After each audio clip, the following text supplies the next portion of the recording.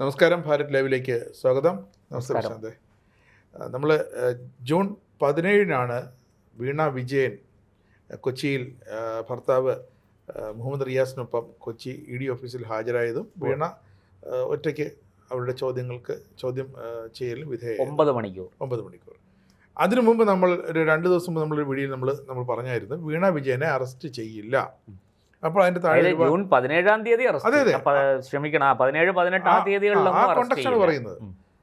നമ്മൾ പറഞ്ഞു വീണ വിജയനെ അറസ്റ്റ് ചെയ്യില്ല. പക്ഷേ നമ്മുടെ ആ വീഡിയോയുടെ താഴെ ഒരുപാട് പേര് കമൻറ്റ്, നിങ്ങൾ ഇടതുകാരാണോ, അവർ രക്ഷിക്കാൻ ശ്രമിക്കുകയാണെന്ന് പറഞ്ഞാൽ ഒരുപാട് പേര് ഇതിന് ഈ കാര്യം കഥയറിയാതെ ആട്ടം കണ്ട കുറേ പേര് കമൻറ്റ് ചെയ്തിരുന്നു. അല്ലാതെ അത് നമ്മളെന്താ പറഞ്ഞത് മനസ്സിലാക്കിയവരുണ്ടായിരുന്നു. അതുപോലെ തന്നെ സംഭവിച്ച് അറസ്റ്റ് ചെയ്തില്ല. പക്ഷേ ചോദ്യം ചെയ്ത് വിട്ടയച്ചു. പക്ഷേ ഈ ജൂൺ 29 വീണ്ടും വിളിക്കും. നോട്ടീസ് കൊടുത്തു. SFIO അവിടെ 134 രേഖകൾ ഇതുവരെ ഹാജരാക്കി കൊടുത്തിട്ടില്ല. കോടതി വഴി കൈമാറിയിട്ടില്ല. ആ സമയപരിധി കഴിഞ്ഞു എന്നാണ് പറയുന്നത്. നമുക്ക് അതിൻ്റെ ആധികാരികത അറിയില്ല. അതിൻ്റെ 10 ദിവസം എന്ന സമയപരിധി കഴിഞ്ഞു, ഇതുവരെ കൈമാറിയിട്ടില്ല. ടെക്നിക്കൽ പ്രശ്നങ്ങളാണെന്ന് പറയുന്നത്. കാരണം ഒരു കോപ്പി എടുക്കാനും ഓരോന്ന് അറ്റസ്റ്റ് ചെയ്യണമല്ലോ. SFIOയുടെ നമ്മുടെ അന്വേഷണ റിപ്പോർട്ടാണെന്ന് അറ്റസ്റ്റ് ചെയ്ത് വേണം ഇവരെ കൊടുക്കുക. കാരണം ഇവർ കോടതി സമർപ്പിക്കുമ്പോഴും അത് SFIO വഴി വന്ന രേഖകളാണെന്ന് ബഹുമാനപ്പെട്ട കോടതി മുമ്പാകെ മനസ്സിലാകണം. അതിൻ്റെ ലീഗൽ പ്രൊസീജിയറാണ്. അപ്പോൾ ഇത്തവണ പക്ഷേ അവരൊന്നും നോക്കുന്നില്ല. കാരണം അത് പൊളിറ്റിക്കൽ പ്രഷർ ഒരുപാടുണ്ട്. കാരണം ഇതൊരു പൊളിറ്റിക്കൽ വിഷയം, ഒരു പൊളിറ്റിക്കൽ ലക്ഷ്യത്തിലേക്ക് എത്താനുള്ള ഒരു കേന്ദ്ര അന്വേഷണ ഏജൻസിയുടെ തെളിവുകൾ സഹിതമുള്ള ഒരു നീക്കം. ഇതിലൊരു മന്ദഗതി, ഒരു അമാന്തം വന്നു കഴിഞ്ഞാൽ ആ പൊളിറ്റിക്കൽ ആ ടാർഗറ്റ് അത് അവിടുന്ന് ഡൈവേർട്ട് ചെയ്തു പോകാൻ സാധ്യതയുണ്ട്. അത് സ്വാഭാവികമാണ്. കാരണം അവരുടെയൊക്കെ ഒരു ടാർഗറ്റ് ഉണ്ട്. വീണ വിജയൻ പൊളിറ്റിക്കൽ ടാർഗറ്റ് അല്ല, പൊളിറ്റിക്കൽ ഗെയിമിലുള്ളതല്ല. വീണ വിജയനൊരു ഇടനിലക്കാരി മാത്രമാണ്. ഒരു പാലം, ഒരു നൂൽപാലം. ഈ നൂൽപാലത്തിൽ കൂടെ ആര് കയറിയാലും പൊട്ടി വീഴും. കാരണം ഈ നൂല് ചവിട്ടി വേണം അപ്പുറത്ത് കയറാനായിട്ട്. ED അങ്ങനെ ഏതാണ്ട് കയറിക്കൊണ്ടിരിക്കുകയാണ്. ED പക്ഷേ തെളിവുകൾ ശേഖരിച്ചുകൊണ്ടിരിക്കുകയാണ്. EDക്ക് ഒരു പൊളിറ്റിക്കൽ ഒരു അറസ്റ്റിലേക്ക് പോകണമെങ്കിൽ വീണ വിജയനെ ഇനി അറസ്റ്റ് ചെയ്തേ പറ്റൂ. കാരണം അവിടെ പ്രതിപട്ടിക ശക്തമാക്കണം, സ്വത്തുക്കൾ കണ്ടുകെട്ടണം. വീണ വിജയൻ്റെ പേരിലും ചിലപ്പോൾ വീണയുടെ ഭർത്താവിൻ്റെ പേരിലും ഉള്ള സ്വത്തുക്കൾ, ഭർത്താവിൻ്റെ പേരിലുമുള്ള സ്വത്തുക്കൾ, ഇവിടെ വിവാഹശേഷം ഉണ്ടാക്കിയ ആസ്തികൾ, ഇതെല്ലാം കണ്ടുകെട്ടും. അതാണ് നിയമം. ശരിക്കും ഇത്തവണ വീണയുടെ അവസ്ഥ ആശ്വാസത്തിന് വക നൽകുന്നതാണോ? നമുക്ക് വീണ അറസ്റ്റ് ചെയ്യണമെന്നില്ല. നമുക്കങ്ങനെ പക്ഷേ എന്താണ് സംഭവിച്ചത്, ഈ പണം വാങ്ങിയത് ആരാണ് വിശകലനം ചെയ്യുകയാണ് നമുക്കതറിയണം. അല്ലാതെ ഇവിടെ ഇപ്പോൾ ഈ PMLA കോടതിയിൽ നിന്നാണ് ഈ രേഖകൾ കിട്ടേണ്ടത് EDക്ക്. അപ്പോൾ അത് കിട്ടിയിട്ടില്ല. പക്ഷേ ED ഉദ്യോഗസ്ഥർ SFIOയുടെ ഉദ്യോഗസ്ഥരുമായിട്ട് ഈ വിഷയം കണ്ട് ചർച്ച ചെയ്തു. രണ്ടുപേരും മന്ത്രാലയമാണ്, സാമ്പത്തിക മന്ത്രാലയമാണ് രണ്ടുപേരും. അതുകൊണ്ട് തന്നെ അവർ ഈ ഉദ്യോഗസ്ഥന്മാർ തമ്മിൽ വിശദമായ ചർച്ചകൾ നടന്നു, പലതും പരിശോധിച്ചിട്ടുണ്ട്. അതായത് ലഭ്യമായ രേഖകൾ പലതും പരിശോധിച്ചിട്ടുണ്ട്. അവരൊരു അണ്ടർസ്റ്റാൻഡിങ്ങിൽ എത്തിയിട്ടുണ്ട്, SFIOയുടെ ഉദ്യോഗസ്ഥരും EDയുടെ ഉദ്യോഗസ്ഥരും. ഇതൊരു ഈ പല ഏജൻസികളാണ് ഈ കേസ് അന്വേഷിച്ചുകൊണ്ടിരിക്കുന്നത്, കേവലം ഒരു ഏജൻസി അല്ല. ഇനിയിപ്പോൾ സംഭവിക്കാൻ പോകുന്നത് എന്താണെന്ന് വെച്ചാൽ, ഈ വിഷയത്തിൽ ഈ പറഞ്ഞതുപോലെ ഇപ്പോൾ ED അന്വേഷണമാണ് നിലവിൽ നടന്നുകൊണ്ടിരിക്കുന്നത്. പക്ഷേ ഇതിൽ CBI അന്വേഷണം ഉണ്ടാകും, അല്ലെങ്കിൽ CBI താമസിയാതെ ഇതിനകത്ത് ഇടപെടും എന്നാണ് ഞാൻ കരുതുന്നത്. NIA വരാനുള്ള സാധ്യതയുണ്ട്. പക്ഷേ NIAക്കും അപ്പുറത്ത് CBI ആയിരിക്കും വരാൻ പോകുന്നത്. CBIക്ക് വിവിധ മാനങ്ങളുണ്ട്. പക്ഷേ കരിമണൽ വ്യാപാരമല്ല, കരിമണൽ കടത്താണ് നടന്നതെന്ന് പറയുന്നത്. അത് വേറൊരു കേസ്. അതിൻ്റെ ഒരു ഇന്റർനാഷണൽ ലെവലിൽ വരുമ്പോഴത്തേക്കും അത് NIAയുടെ കയ്യിലുള്ള, അതാണ് ഞാൻ പറഞ്ഞത്. അത് NIAക്ക് അപ്പുറത്തേക്ക്, NIAയുടെ ഈ സ്വഭാവവും CBIയുടെ സ്വഭാവവും രണ്ടാണ്. നമുക്കറിയാമല്ലോ, NIA പോലെ തന്നെ CBIക്ക് മാത്രമേ വിദേശത്ത് പോയി അന്വേഷിക്കാനുള്ള അനുമതി ഉണ്ടായിരുന്നുള്ളൂ മുമ്പ്. അതിപ്പം NIAക്കും EDക്കും കൂടി കേന്ദ്ര സർക്കാർ കൊടുത്തിട്ടുണ്ട്. നിയമ ഭേദഗതി കൊണ്ടുവന്ന് അത് സാധ്യമാക്കിയിട്ടുണ്ട്. പക്ഷേ ഇവിടെ അതല്ല.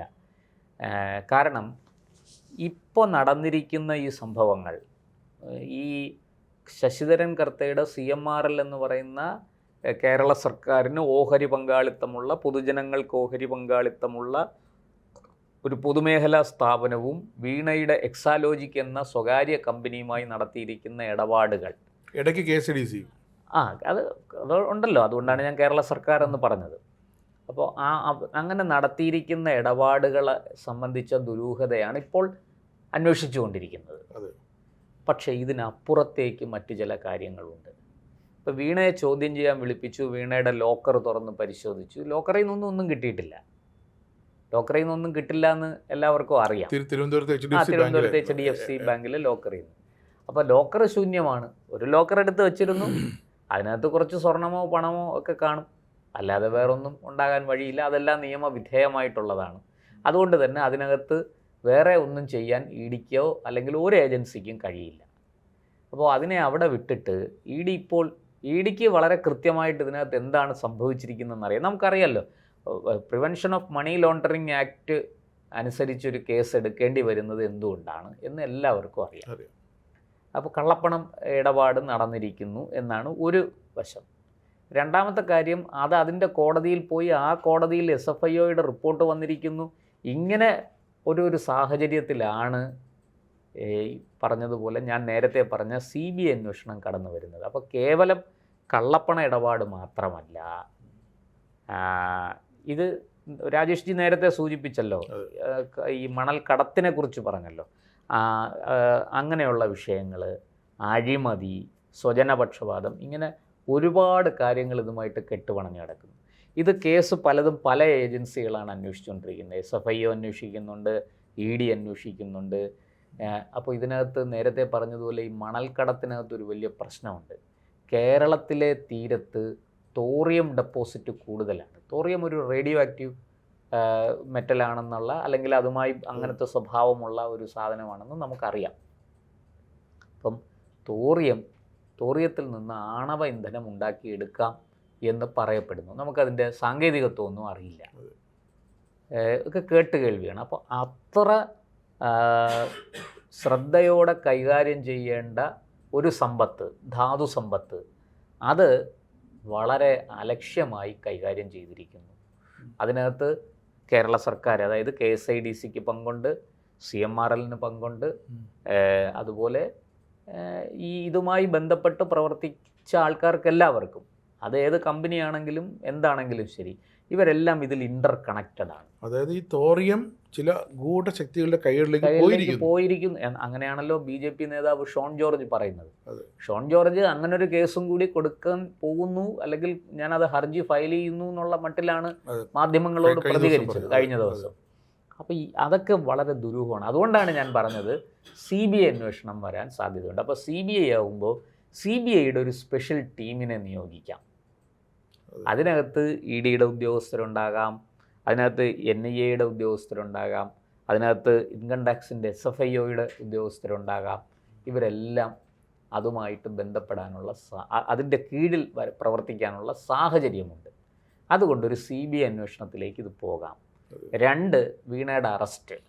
ഇപ്പോൾ ജൂൺ 29 ഹാജരാകുമ്പോൾ വീണ അറസ്റ്റിലാകാനുള്ള സാധ്യത വളരെ കൂടുതലാണ്. അന്ന് വീണ ഉറപ്പായിട്ടും അറസ്റ്റിലാവും എന്ന് പറയാൻ മാത്രം മണ്ടൻ അല്ല ഞാൻ. പക്ഷെ അറസ്റ്റിലാകാനുള്ള സാധ്യത വളരെ കൂടുതലാണ്. ഇനി അറസ്റ്റിലായില്ലെങ്കിൽ അതിൻ്റെ അർത്ഥം വീണയെ കേസിൽ നിന്ന് ഒഴിവാക്കി എന്നല്ല. വീണ ഈ അറസ്റ്റിലാകാതിരിക്കുമ്പോൾ ചെയ്യുന്ന ചില കാര്യങ്ങളുണ്ടല്ലോ, അത് ഇപ്പം തന്നെ ഞാൻ ചോദിക്കട്ടെ. 17-ാം തീയതി വന്നു, 9 മണിക്കൂർ ചോദ്യം ചെയ്തു, തിരിച്ചുപോയി. രാത്രി 8 മണിയോടുകൂടി വിട്ടയച്ചു.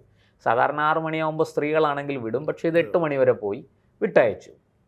അങ്ങനെ വിട്ടയച്ച ED വെറുതെ ഇരിക്കുകയാണോ? ഇല്ല. വീണയുടെ നീക്കങ്ങളെല്ലാം നിരീക്ഷിച്ചു കൊണ്ടിരിക്കുകയാണ് അല്ലേ? ഇപ്പോൾ ഇതുവരെ EDയോ ഏതെങ്കിലും ഒരു ഏജൻസിയോ കോടതി മുഖാന്തരം വീണയുടെ പാസ്പോർട്ട് വാങ്ങി വെച്ചോ? ഇല്ല. വീണയ്ക്ക് ഏതെങ്കിലും തരത്തിലുള്ള യാത്രാവിലക്ക് ഏർപ്പെടുത്തിയിട്ടുണ്ടോ? ഇല്ല. അപ്പോൾ ഒരു പക്ഷേ ഈ ജൂൺ 29 വീണയെ അറസ്റ്റ് ചെയ്തില്ല എന്നിരിക്കട്ടെ, ഒരു സാധ്യത ഞാൻ പറയുന്നതാണ്. വീണ ഒരു പക്ഷേ ഇവിടുന്ന് സ്ഥലം വിടാനുള്ളൊരു സാധ്യത തള്ളിക്കളയാൻ കഴിയില്ല. തീർച്ചയായും നാടുവിടുക എന്നുള്ളത്. ഒരാവശ്യം പ്രമാണിച്ച് എനിക്ക് ഇന്നടത്ത് പോകണം, എന്തെങ്കിലും ഒരു ചികിത്സാർത്ഥം അല്ലെങ്കിൽ മറ്റെന്തെങ്കിലും ഒരു സ്വകാര്യ ആവശ്യം, ഒരു ചടങ്ങിൽ പങ്കെടുക്കാൻ എന്നൊക്കെ പറഞ്ഞ് എന്തു പറഞ്ഞ് വീണയുടെ സഞ്ചാര സ്വാതന്ത്ര്യം വിലക്കും? തീർച്ചയായിട്ടും അങ്ങനൊരു അപ്പോൾ അതിനും ഒരു സാധ്യതയുണ്ട്. അതുകൊണ്ടാണ് ഞാൻ പറഞ്ഞത് CBI അന്വേഷണം. കാരണം CBIക്ക് ഈ കാര്യങ്ങളിലൊക്കെ വളരെ പെട്ടെന്ന് കാര്യങ്ങൾ ചെയ്യാൻ പറ്റും, നടപടികൾ സ്വീകരിക്കാൻ പറ്റും. യാത്രാവിലക്ക് ഏർപ്പെടുത്താൻ പറ്റും, പാസ്പോർട്ട് വാങ്ങി വെക്കാൻ പറ്റും. ഇതൊക്കെ CBIക്കും NIAക്കും ഒക്കെ എളുപ്പമാണ്. അതിൽ എൻ്റെ ഒരു ഊഹം, എനിക്ക് തോന്നുന്നത് CBIക്കാണ് അതിന് ഈ CBIയുടെ അധികാര പരിധി വളരെ വലുതാണ്. അതുകൊണ്ട് ഒരു CBI അന്വേഷണത്തിലേക്ക് ഇത് സമഗ്രമായിട്ട്, കാരണം ഇതിനകത്ത് പുതിയ ചില ആരോപണങ്ങളും ആക്ഷേപങ്ങളും ഒക്കെ ഉയർന്നിട്ടുണ്ട്. അതാണ് ഞാൻ നേരത്തെ പറഞ്ഞത്, ഈ വിദേശത്ത് ബാങ്കുകളിൽ, ഒരു ബാങ്കിലല്ല, ബാങ്കുകളിൽ വീണയ്ക്ക് അക്കൗണ്ട് ഉണ്ടോ, വിദേശ ബാങ്കുകളിൽ അക്കൗണ്ട് ഉണ്ടോ? ഇപ്പം നമ്മൾ അറിയുന്നത് അബുദാബി കൊമേഴ്സ്യൽ ബാങ്കിൽ അക്കൗണ്ട് ഉണ്ട് എന്നാണ്. വീണയും ഒരു സുനീഷ് എമ്മും ആയിരുന്നു, ജോയിൻ്റ് അക്കൗണ്ടാണ്, കറണ്ട് അക്കൗണ്ടാണ്. അപ്പോൾ അവിടെ ആ അക്കൗണ്ടിൽ നടന്നിരിക്കുന്ന ട്രാൻസാക്ഷൻസ്, അതുമായി ബന്ധപ്പെട്ട് ഇപ്പോൾ അതിനെക്കുറിച്ച്, ഈ ഒരു കാര്യത്തിൽ അതിനെക്കുറിച്ച് ഒന്നും വീണയോ വീണയുടെ അച്ഛൻ പിണറായി വിജയനോ വീണയുടെ ഭർത്താവ് മുഹമ്മദ് റിയാസോ ഒന്നും പ്രതികരിക്കുന്നില്ലല്ലോ. ഈ ഷോൺ ജോർജ് പറഞ്ഞു അബുദാബി കൊമേഴ്സ്യൽ ബാങ്കിൽ വീണയ്ക്ക് അക്കൗണ്ട് ഉണ്ട്, അത് ജോയിൻ്റ് അക്കൗണ്ടാണ്, അതിലൂടെ ഇന്ന ട്രാൻസാക്ഷൻസ് നടന്നിരിക്കുന്നു, അതിൽ ഇന്ന കമ്പനികളുടെ പണം വന്നതായിട്ട് സംശയിക്കുന്നു. ഇങ്ങനെയെല്ലാം ഷോൺ ജോർജ് ആരോപണം ഉന്നയിച്ചു. അത് നിഷേധിക്കുകയെങ്കിലും ചെയ്തോ? ചെയ്തിട്ടില്ല. അതാണ് ഞാൻ പറഞ്ഞത്, ഈ വിദേശ ബാങ്കുകളിൽ, വിദേശത്ത്, ഇവിടെ വിദേശ ബാങ്കുകളിൽ കേരളത്തിൽ പ്രവർത്തിക്കുന്ന വിദേശ ബാങ്കുകളുണ്ട്, പല അമേരിക്കൻ ബാങ്കുണ്ട്, UK ബാങ്കുണ്ട്, അല്ലേ? അങ്ങനത്തെ ബാങ്കുകളിൽ പക്ഷേ ഇവിടുത്തെ അക്കൗണ്ട്, അതാണല്ലോ ഇപ്പോൾ ഒരെണ്ണം HDFC എന്ന് പറയുന്ന ബാങ്കിൽ ഉണ്ടായിരുന്ന ലോക്കർ തുറന്ന് പരിശോധിച്ചു. അപ്പോൾ ഇവിടുത്തെ കാര്യങ്ങൾ പരിശോധിക്കാനും അന്വേഷിക്കാനും എളുപ്പമാണ്. പക്ഷെ വിദേശ ബാങ്കിൽ, അതൊരു ഇന്ത്യൻ ബാങ്കിലല്ല, ഇന്ത്യൻ ബാങ്കിൻ്റെ ശാഖയിലല്ല, മറിച്ച് ഒരു വിദേശ ബാങ്കിൻ്റെ വിദേശത്തെ ശാഖയിൽ വീണയ്ക്ക് അക്കൗണ്ട് ഉള്ളത് എങ്ങനെയാണ്, അതിനകത്ത് നടന്നിരിക്കുന്ന സാമ്പത്തിക ക്രയവിക്രയങ്ങൾ എന്തൊക്കെയാണ്, ഇത് അന്വേഷിക്കാൻ ഏറ്റവും നല്ല ഏജൻസി CBI തന്നെയാണ്. അതുപോലെ തന്നെ ഒരു 17-ാം തീയതി വീണയെ വിളിച്ചു വരുത്തി 8-9 മണിക്കൂർ ചോദ്യം ചെയ്തിട്ടും വീണ തൃപ്തികരമായ ഉത്തരം നൽകിയതുമില്ല. പലതിനും പുറത്തു വരുന്ന വാർത്ത അനുസരിച്ച് വീണ പറഞ്ഞത് എനിക്ക് അറിഞ്ഞുകൂടാ, പിന്നെ ഓർമ്മയില്ല, അത് എന്റേതല്ല. 29-ന് പക്ഷെ ഞാൻ അതൊന്നും വിശ്വസിക്കുന്നില്ല കേട്ടോ.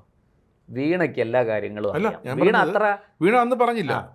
അടുത്ത ദിവസം ഇപ്പൊ 29-ാം തീയതി വിളിപ്പിക്കുമ്പോൾ വീണ ഇതിൽ കൂടെ എന്തെങ്കിലും പറയുമെന്ന് എനിക്ക് തോന്നുന്നില്ല. അവിടെ പറഞ്ഞത് അത് വീണ്ടും ചോദിക്കുമായിരിക്കും, അത് റിപ്പീറ്റ് ചെയ്യല്ലാതെ. അല്ല, ഇത്തവണ ചോദിക്കുമ്പോൾ കുറെ കൂടെ ED തെളിവുകളുടെ അടിസ്ഥാനത്തിൽ, രേഖകളുടെ അടിസ്ഥാനത്തിലായിരിക്കും ചോദിക്കുന്നത്. അപ്പൊ 29-ാം തീയതി വരെ സമയമുണ്ട്.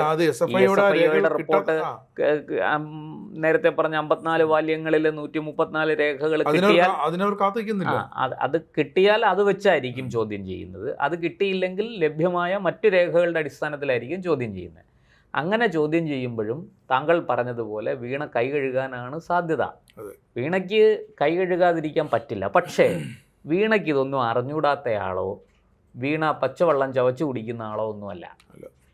ഇത് കൃത്യമായിട്ട് ഈ നടന്നിരിക്കുന്ന ട്രാൻസാക്ഷനെ കുറിച്ചെല്ലാം വീണയ്ക്ക് വളരെ കൃത്യമായ ധാരണയുണ്ട്, കൃത്യമായ അറിവുണ്ട്. വീണ ഒപ്പിട്ട് കൊടുക്കാതെ പണം എടുക്കാനും നീക്കാനും ഒന്നും പറ്റില്ലല്ലോ.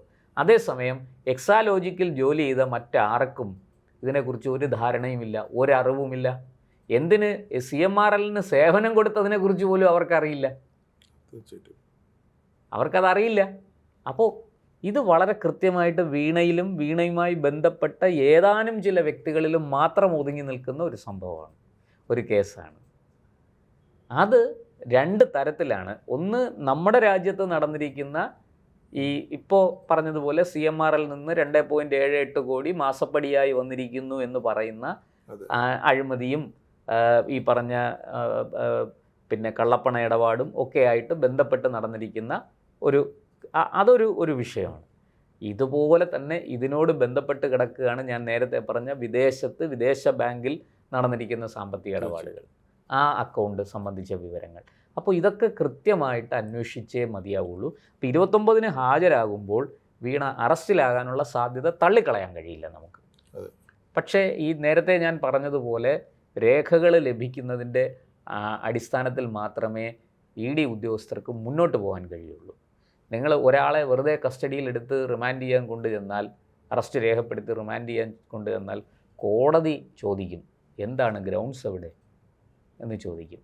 അപ്പോൾ കൃത്യമായ രേഖകളുടെയും തെളിവുകളുടെയും ഈ രേഖകളും തെളിവുകളും EDയുടെ കയ്യിലേക്ക് വരണം. വിധേയമായിട്ട് തന്നെ വരണം. അങ്ങനെ നിയമവിധേയമായിട്ട് അത് വന്നു കഴിഞ്ഞാൽ മാത്രമേ അതിൻ്റെ തുടർ നടപടികളിലേക്ക് ED പോവുള്ളൂ. അല്ലാത്ത പക്ഷം വീണ്ടും കുറേ കൂടെ ക്രൂഷ്യലായിട്ട് ചോദ്യം ചെയ്യാം. ഒരു പക്ഷേ വീണയോട് പാസ്പോർട്ട് ഹാജരാക്കാൻ പറയാം. ഈ അറസ്റ്റ് ചെയ്യുന്നതിന് മുന്നോടിയായിട്ടുള്ള ഒരു നടപടിയാണ്. നമ്മൾ പറയില്ലേ, CPM ഒരാളെ പാർട്ടിയിൽ നിന്ന് പുറത്താക്കാൻ തീരുമാനിച്ചാൽ ആദ്യം അയാളെ സസ്പെൻഡ് ചെയ്യും എന്ന് പറയുന്നത് പോലെ അറസ്റ്റിന് മുന്നോടിയായിട്ടുള്ള ഒരു നടപടിക്രമമാണ് പാസ്പോർട്ട് ഹാജരാക്കുക. സസ്പെൻഡ് ചെയ്തിട്ട് നോക്കിക്കൊണ്ടേയിരിക്കും CPM അയാൾ എന്തൊക്കെ പാർട്ടി വിരുദ്ധ കാര്യങ്ങൾ ചെയ്യുന്നുണ്ട്, അതൊക്കെ റിപ്പോർട്ട് ചെയ്തിട്ട്. ഇവിടെ അതുപോലെ തന്നെ വീണയോട് പാസ്പോർട്ട് ഹാജരാക്കാൻ നിർദ്ദേശിക്കും. ഈ EDയുടെ അന്വേഷണ പരിധി നിലനിൽക്കുന്നത് എവിടെയാണോ ആ പരിധി വിട്ട്, ഇപ്പം ഉദാഹരണത്തിന് എറണാകുളത്താണ് EDയുടെ ഓഫീസ്, നിങ്ങൾ എറണാകുളം ജില്ല വിട്ട് പോകരുത്, അല്ലെങ്കിൽ എറണാകുളം സിറ്റി വിട്ട് പോകരുത് എന്ന് പറഞ്ഞാൽ യാത്രാവിലക്കായി. തീർച്ചയായിട്ടും പാസ്പോർട്ട് വാങ്ങി വെച്ചാൽ തീർച്ചയായിട്ടും പുറത്തേക്ക് പോകാൻ പറ്റില്ല. അപ്പോൾ അങ്ങനെയൊക്കെയുള്ള നടപടികൾ ED സ്വീകരിക്കാൻ ഉള്ള സാധ്യതയുണ്ട്. അതായത് വീണയെ ഇടത്തുനിന്നും വലത്തുനിന്നും മുന്നിൽ നിന്നും പുറകിൽ നിന്നും മുകളിൽ നിന്നും താഴെ നിന്നും ഒക്കെ പൂട്ടുക. അങ്ങനെ പൂട്ടി ഇത് ഈ അന്വേഷണ ഏജൻസികളുടെ ഒരു തന്ത്രമാണ്. എന്ന് വെച്ചാൽ നമ്മൾ ഒരു പ്രതിയെന്ന് അവർ സംശയിക്കുന്ന ആളിനെ കൂടുതൽ സമ്മർദ്ദം ചെലുത്തുക, അവരെ കൂടുതൽ സത്യം പറയാൻ പ്രകോപിപ്പിക്കുക. ഒരു തരത്തിൽ ഇതൊരു പ്രകോപനമാണ്, ഒരു ഭീഷണിയാണ്. അപ്പോൾ അങ്ങനെയെല്ലാം സമ്മർദ്ദം കൂട്ടിക്കൊണ്ടുവന്ന് വീണയ്ക്ക് സമ്മർദ്ദം താങ്ങാനാകാതെ ഉള്ള സത്യം വീണ പുറത്ത് പറയുക, ചോദ്യം ചെയ്യുമ്പോൾ പറയുക, അതിൻ്റെ തെളിവുകൾ കൊടുക്കുക. ഇതൊക്കെയാണ് അന്വേഷണ ഏജൻസി ഉദ്ദേശിക്കുന്നത്. അത് താങ്കൾ പറഞ്ഞതുപോലെ ഈ കേസ് ഒരു പൊളിറ്റിക്കൽ കേസല്ല, പക്ഷേ ഇതിന് പൊളിറ്റിക്കലായ ഒരുപാട് മാനങ്ങളുണ്ട്. അതുകൊണ്ട് തന്നെ EDയുടെ പുറത്ത് എന്തെങ്കിലും പൊളിറ്റിക്കൽ പ്രഷർ ഉണ്ടെന്ന് ഞാൻ കരുതുന്നില്ല.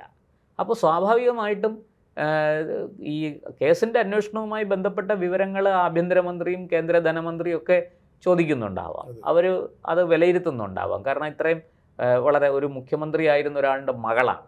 അപ്പോൾ അതുകൊണ്ട് ആ കേസിന് അതിൻ്റേതായ ഗൗരവമുണ്ട്. പക്ഷെ എന്ന് വെച്ച് അവരിങ്ങനെ പുറകെ നടക്കുകയല്ല വീണയെ ദ്രോഹിക്കാൻ. പക്ഷേ അതിൽ ഈ SFIOയുടെ റിപ്പോർട്ട്, അതായത് നമ്മുടെ BJP സംസ്ഥാന ഉപാധ്യക്ഷനും ഈ SFIOയിൽ പരാതി കൊടുത്ത അഡ്വക്കേറ്റ് ഷോൺ ജോർജ് ഒരു ആവശ്യം ഉന്നയിച്ചിട്ടുണ്ട്. CMRൽ നിന്നും പണം വാങ്ങിയ, ആ പണം കൈപ്പറ്റിയ എല്ലാ രാഷ്ട്രീയ നേതാക്കൾക്കെതിരെയും അന്വേഷിക്കണം. വേണ്ടതാണ്. അതെ, വേണ്ടതാണ്. അപ്പം അങ്ങനെ വന്നാൽ ഭരണ പ്രതിപക്ഷ ഭേദമന്യേ BJP പക്ഷത്തെ എല്ലാവരും കൊടുക്കും. അല്ല, ഞാൻ പറയണത് ഞാൻ പറയും 134 രേഖകളുണ്ടെന്ന് SFIOയുടെ. അത് വീണ വിജയനെ കുറിച്ച് മാത്രമല്ല, CMRലെ ശശിധരൻ കർത്തയുടെയോ ഭാര്യ ജയ കർത്തയുടെയോ 2 ശരണ്ടയോ അല്ലെ മകളുടെയോ ഷിബിയുടെ അല്ല, അവിടെ മാത്രമല്ല 142 അക്കൗണ്ടല്ലേ ഫ്രീസ് ചെയ്തിരിക്കുന്നത്, ബാങ്ക് അക്കൗണ്ട്. അതെ, 18 കോടി 242 അക്കൗണ്ട്, ഇത്ര അക്കൗണ്ട് ഫ്രീസ് ചെയ്തിട്ടുണ്ട്, ഇത്രയും പണം പിടിച്ചിട്ടുണ്ട്.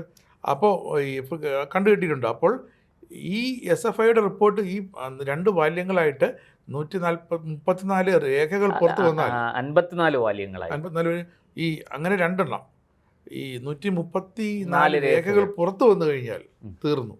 അതായത് ഇവർ മാത്രമല്ല, മറ്റ് പല രാഷ്ട്രീയ നേതാക്കളും പെടും. അതുകൊണ്ടാകാം ഈ കേന്ദ്രത്തിലും ഒരു മന്ദഗതി. അതിനെക്കുറിച്ച് ഞാൻ പറയാം. അതായത് ഈ കേസിൽ ഇതിന് ഞാൻ നേരത്തെ പറഞ്ഞതുപോലെ വിവിധ മാനങ്ങളുണ്ട്.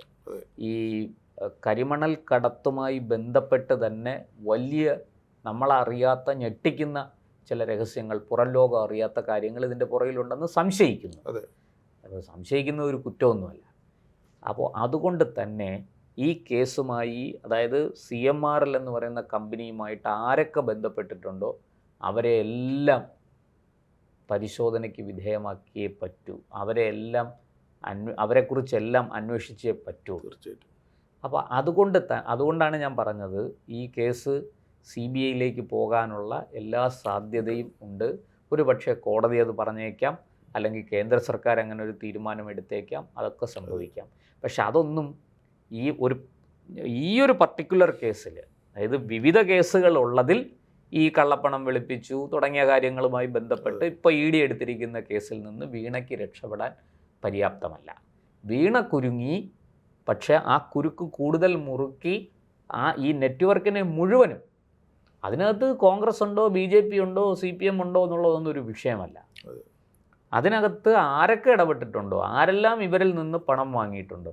നോക്കൂ, 180 കോടി രൂപയാണ് അനാവശ്യ ചിലവ്, മിസ്ലിനിയസ് എന്നുള്ള മട്ടിൽ ചിലവ്. അതിനാണ് ഫൈൻ അടയ്ക്കാൻ വന്നത്.